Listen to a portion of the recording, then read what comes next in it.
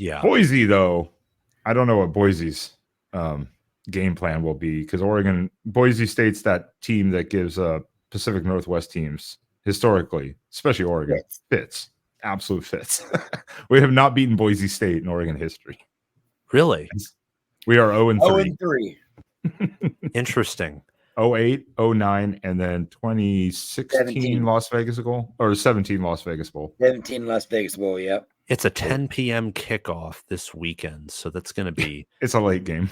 Yeah, it's a night game for Oregon. You'd think there's going to be a bounce back, especially since, I mean, a lot of this, of course, is priors and preseason research, which is still very valuable this early. But Oregon's still like a 19.5-point favorite, and it's not like Boise State looked awesome in week 1. They gave up 45 points to Georgia Southern, and their strength is running the ball, which Oregon still did a decent job of stopping against Idaho. So I don't think Boise State will win. But Boise State defense has some issues. I mean, they were on the road at Georgia Southern, so all benefit, to them, or all credit in the sense because they were on the road. It was first game of the week, but yeah, their defense gave a lot. But their rushing attack, Genty, man, that they have a couple really good running backs. But Genty, dude, that guy was bouncing off people, stiff arming him. I was like, that's a big boy, and he's fast. Yes. Yeah, we're gonna have to plug the lines and force him out to the edge and let our edge guys contain him. If we could force him outside and contain the edges, we'll be all right.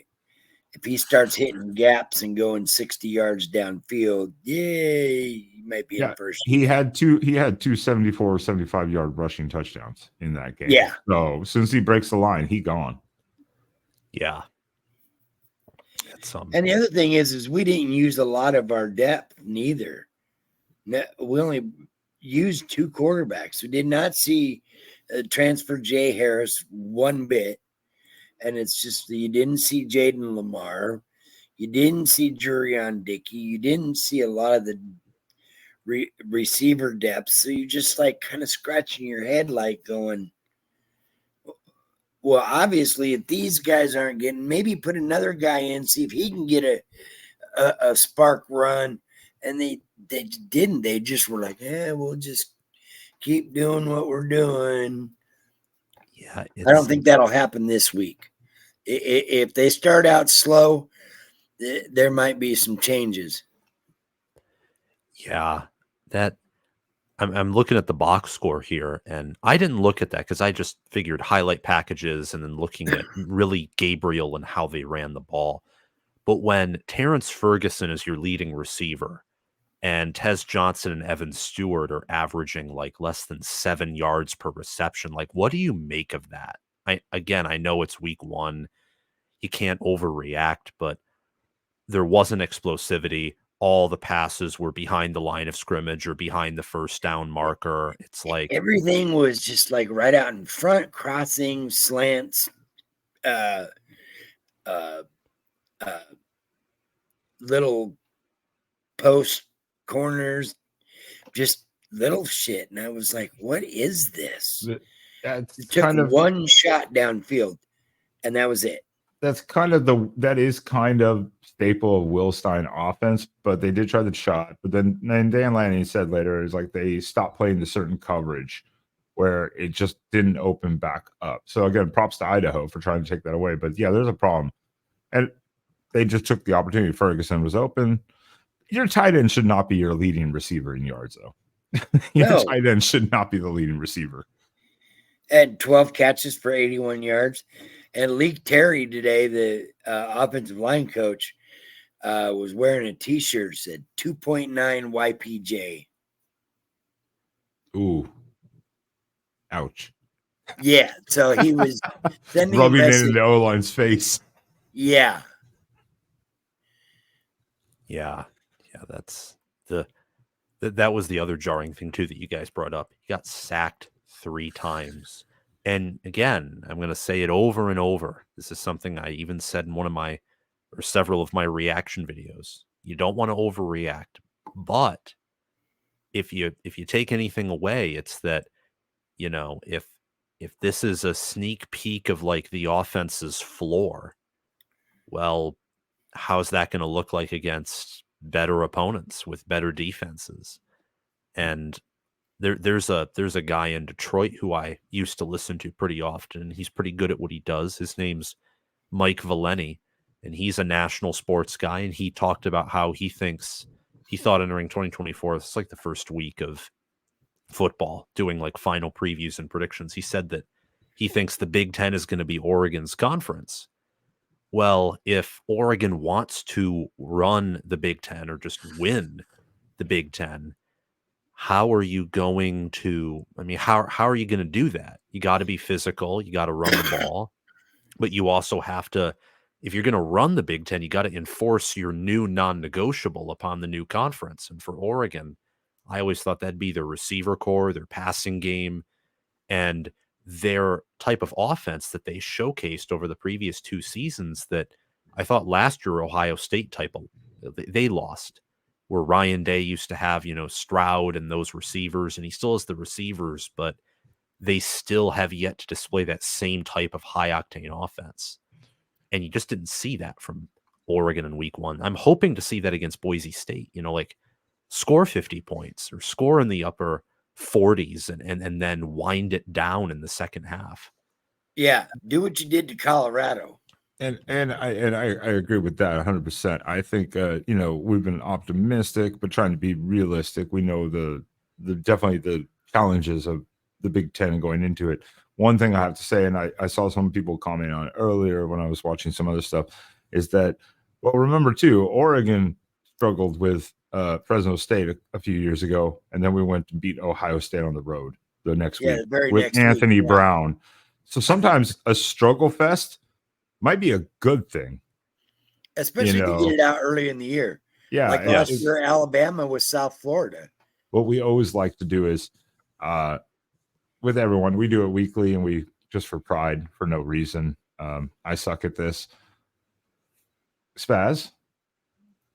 Yes. I think it's score prediction time. And in customary fashion, I like to let our guests do a score prediction for the game coming up this week.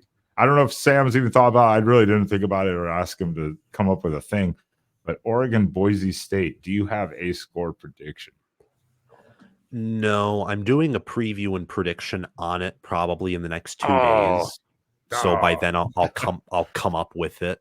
I don't have it right now. I'll tell you, I'm picking Oregon to win, and I'm probably going to lean for them to win by more than 3 touchdowns. But that's just a thought. Because in my mind, it's one of the bigger games in the Big Ten this week, because the slate's extremely weak outside of Texas and Michigan in the Big Ten. I do want to watch some of what Boise State did against Georgia Southern before making that. It's fair. I had to watch the highlight. I watched the full extended highlight earlier, and that's why I said that running back, watch him. He bounces off guys. I'm like, hopefully we tackle better. Hopefully we tackle better than Georgia Southern does. But Spaz, you're on the spot. Score prediction, bitch. Score prediction, bitch. Is that the first time I've sworn tonight? That's amazing. Yeah. That's amazing. Mark would be so proud. I haven't thought about it either, to be honest. I'll go first. You went first last week, so I'll go first tonight. I haven't thought about it either, really. I'm going to be a little more casual tonight. I'm going to say 42-20 Oregon. Oof. It's still decent. I'm going to go 42-20. I'm going to be more I don't know if that's more optimistic or more cautious. I'm not sure. Let's say 47-24. What are we playing? The Price is Right?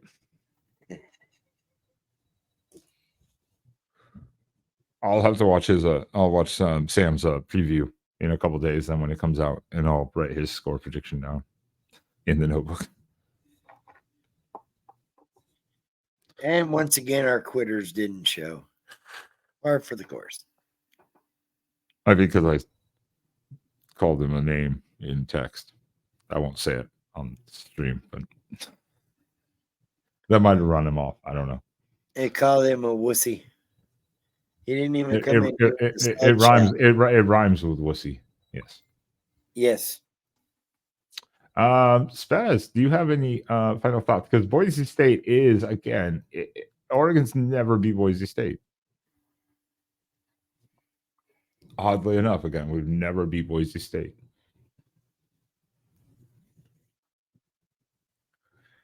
And 2017 was the Vegas. Jesus, sorry. The Vegas Bowl, that was a weird one because that was Taggart leaving, Cristobal taking over as interim before being hired on full. That was kind of a weird game in itself, but we've never beat Boise State. I think we'll be fine. Like I said, I think some issues will be ironed out. Boise State's got a decent offense, so I think they'll put up a few points. We both kind of figured that. But I mean, who knows? Dan Lanning, this guy's so mad and fired up that Oregon comes out and just smacks the poop out of them, 52-10 or something, who knows? We have no idea how this is going to go. I'm very optimistic, but at the same time, cautious and realistic also, because Boise State has the history of giving us fits, and all Pac-12 North teams especially. And after that performance from Idaho, I was more optimistic with Dan Lanning, specifically saying a lot of the issues were communication on the line, shifting people around. So there was miscommunications between the alignment. So hopefully they have focused just to fix those things. But at the same time, you just don't know. Boise State's going to be fired up to come in also at this game. So you just don't know how it's going to. What the hell are you doing? Messing with my. It's like, what are you doing? Trying to see where it turns on. These are the things that happen during live streams. He tries to figure out how the light works. Yeah, you grab a metal fork and you stick it in an electrical socket. Don't do that. Don't do that. Everyone watching, do not do that.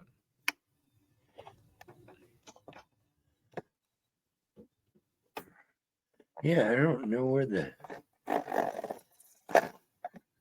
Oh God! I was trying to.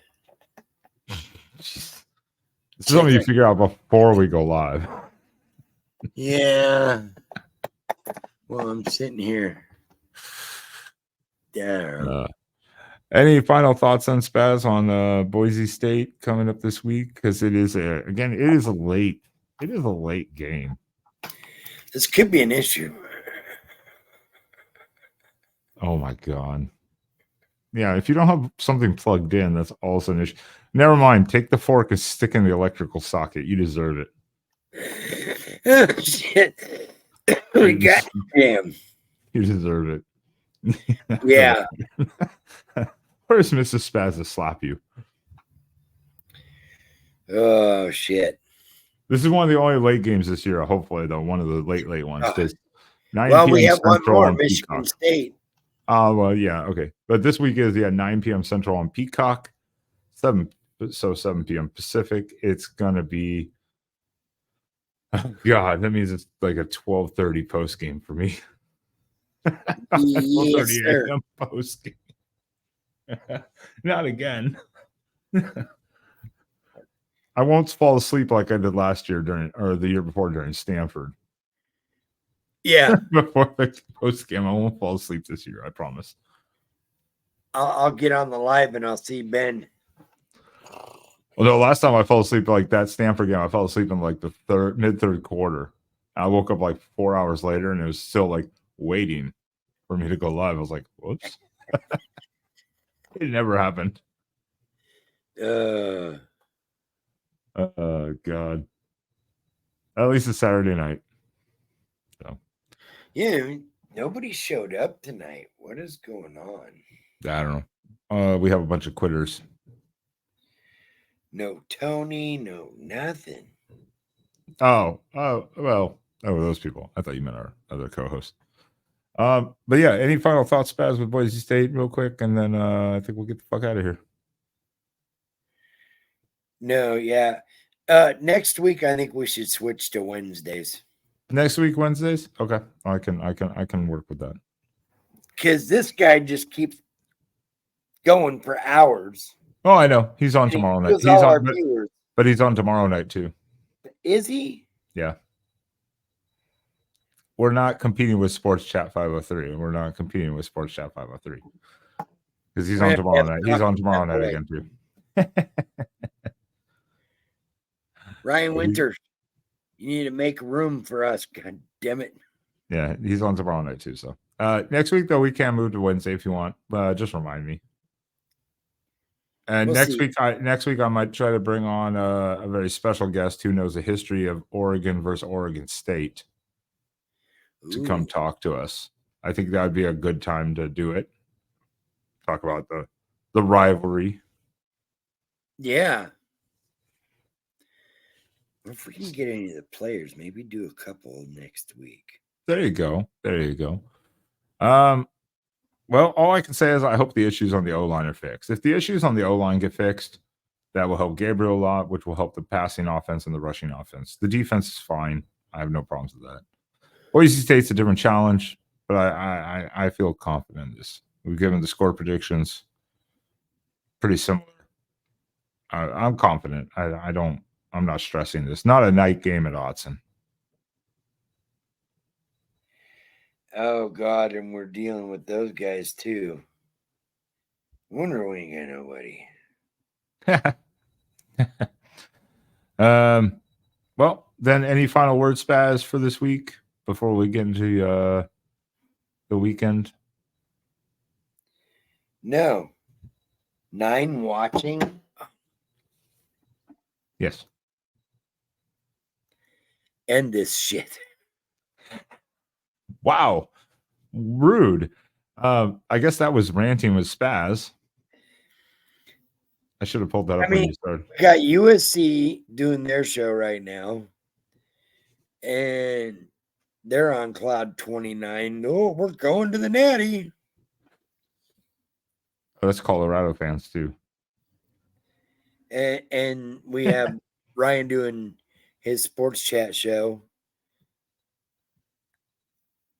So yeah, we found out where all our listeners are. Traitors. There are people here. That's all that matters right now. And we're here for them because we're here to talk Oregon ball, like we say in the Boise State preview.